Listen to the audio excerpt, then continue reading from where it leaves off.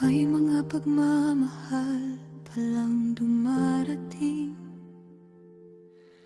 hindi para manatili, kundi para ipaalala kung gaano mo kayang ubusin ang sarili mo para lang hindi ka iwan.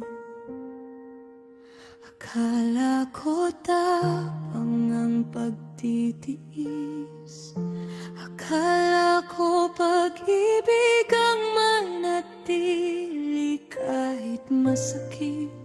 Hindi ko na malayan habang pinipili kita araw-araw. Unti-unti kong hindi na pinipili ang sarili ko.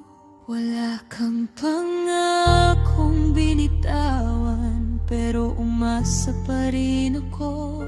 At kahit malinaw na hindi ako ang huli mong uyan, nanatili parol ako dahil mahal kita. Kahit mali,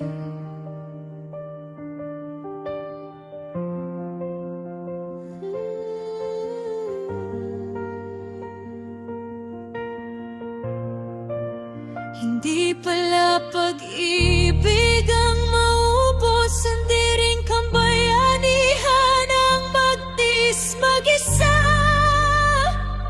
Nakakapagod palang mahalin ang taong hindi ka kailanman pipiliin sa dulo.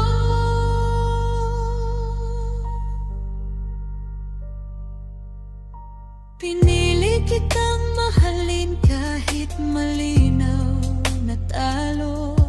Pinaglaban kita kahit wala namang laban para sa'kin, hanggang sa dumating sa puntong wala na akong maibigay kahit sa sarili ko.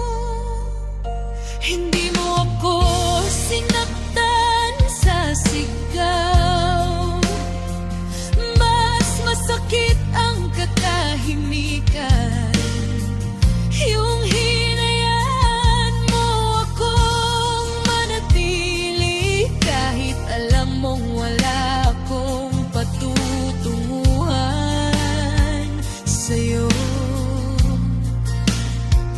At ako, tinanggap ko yun dahil mas takot akong aminin. Hindi mo talaga ako mahal, kaysa tanggapin na kailangan na kitang pagkawalan. Umabot ako sa dulo ng pagtitiis, hindi dahil mahina ako, kundi dahil naniwala akong baka isang araw piliin mo rin ako.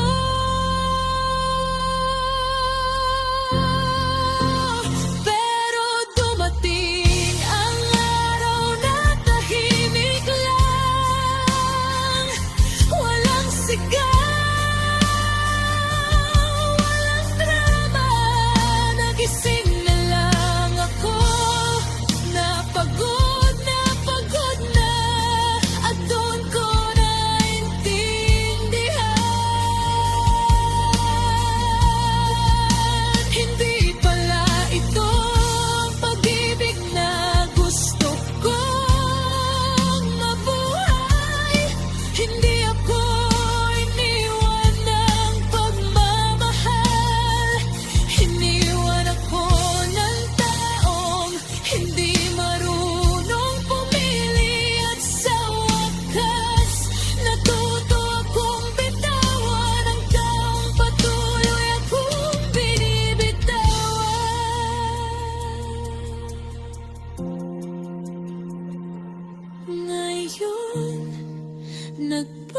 Nagpapasalamat pa rin ako, hindi sa sakit kundi sa pagkising.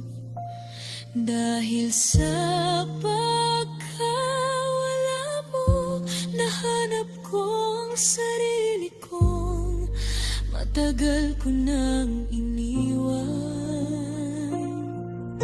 Natuto akong mahalin ang sarili nang hindi naghihintay ng kapalit. At doon ko naintindihan, hindi ako mahirap mahalin. Napunta lang ako sa maling kamay. Kung darating man ang tanang tao sa tamang panahon na itinakda ng Diyos, buon-buon ako, hindi na naghahabol, hindi na nagmamakaawa.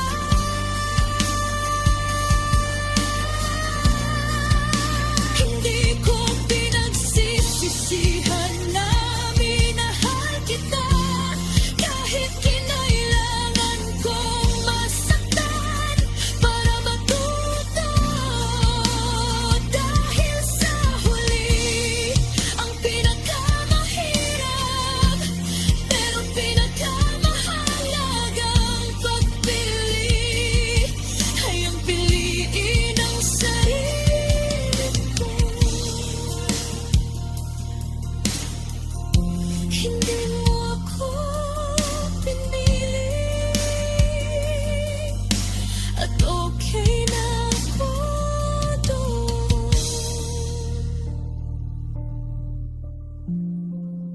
Sa